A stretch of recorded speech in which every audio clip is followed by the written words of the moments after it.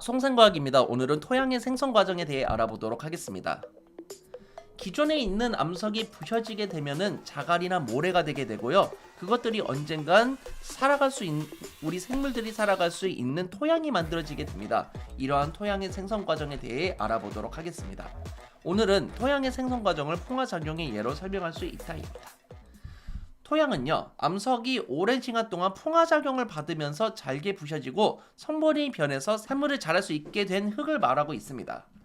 암석은 오랜 시간 동안 풍화작용을 받으면서 더욱 잘게 부셔집니다. 자갈이나 모래로 부셔지게 되는 거고, 그것들이 언젠간 더 잘게 부셔져서 생물들이 살아갈 수 있는 흙이 만들어질 수 있는데, 이것을 보고 우리는 토양이라고 하는 것입니다. 토양의 생성 과정과 그 단면을 살펴보도록 할 텐데, 기존에 있는 암석이 부셔지게 되면은 자갈이나 모래가 만들어졌을 겁니다. 그리고 이것들이 더 잘게 부셔지게 되면은 식물이 자랄 수 있는 토양이 만들어지게 되는 것입니다. 그런데 이 토양이 만들어진 것에 끝나는 게 아니라 물에 녹은 물질이나 진흙이 아래쪽으로 또 쌓이게 되는 것입니다. 그러면서 토양이 두꺼워진다라는 것을 확인할 수가 있습니다. 그래서 제일 위에 있는 층을 보고 우리는 표토층이라고 하는 것이고요. 부식물이 많고 생물 활동이 가장 활발한 층을 말하고 있습니다.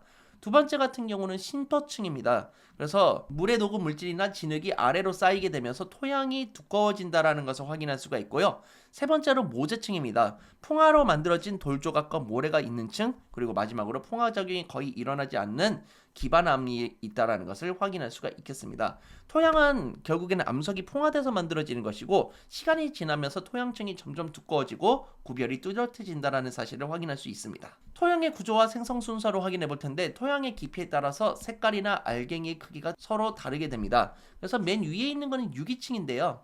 이거는 토양이라고 보기는 어렵고 낙엽이나 나뭇가지 등이 쌓여있는 층이다라고 보시면 되겠습니다.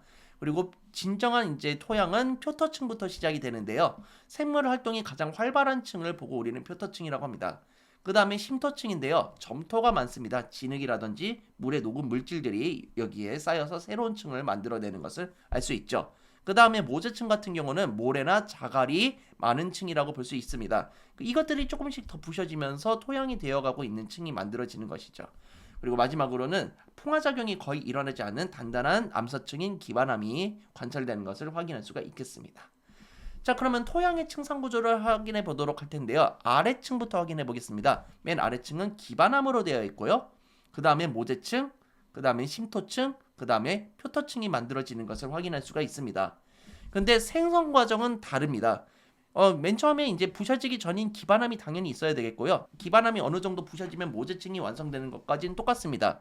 그런데 표토층이 먼저 만들어지게 되는 것입니다. 생물이 살아가기에 적당한 층이 먼저 만들어진 다음에 여기서 물에 녹은 물질이라든지 진흙 같은 것들이 가라앉으면서 심토층이 나중에 생성이 되게 되는 것입니다. 그래서 생성되는 순서는 기반암, 모재층, 표토층, 심토층 순서로 된다는 것을 확인해 두시면 되겠습니다. 토양의 역할을 확인해 보도록 할 텐데요. 토양은 기본적으로 동식물에게 삶의 터전을 제공해 준다. 그리고 식물에게 영양분을 공급해 주고 오염된 물을 깨끗하게 걸러줘서 우리가 마실 수 있는 식수를 제공해 준다라는 사실을 알 수가 있습니다.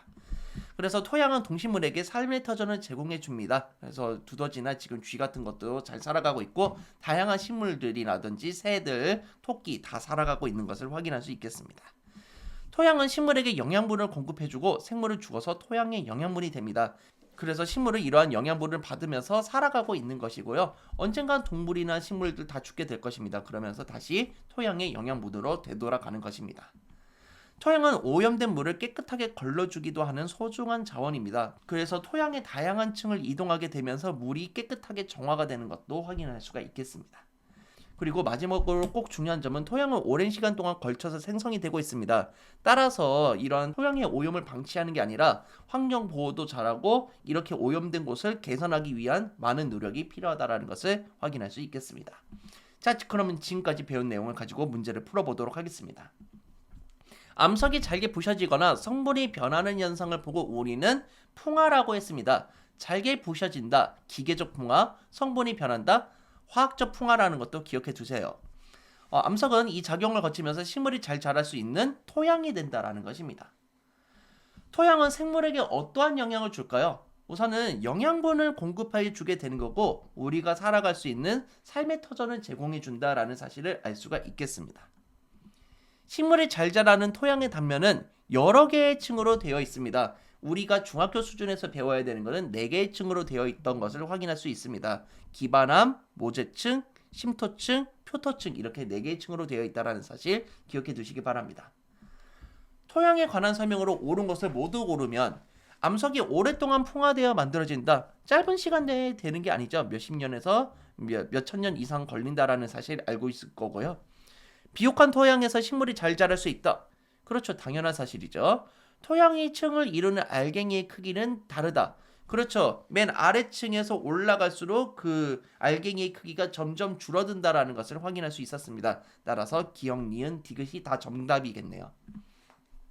토양이 형성되는 것과 관련이 없는 것은 답은 몇 번일까요? 돌 조각이 잘게 부셔진다. 풍화 과정이죠. 맞는 말이고요. 암석이 열을 받아서 마그마가 된다. 마그마가 되면은 그냥 기존에 있는 암석들이 녹아버리기 때문에 토양이 될 수가 없죠. 그래서 따라서 답은 2번이라는 것을 확인할 수 있겠습니다.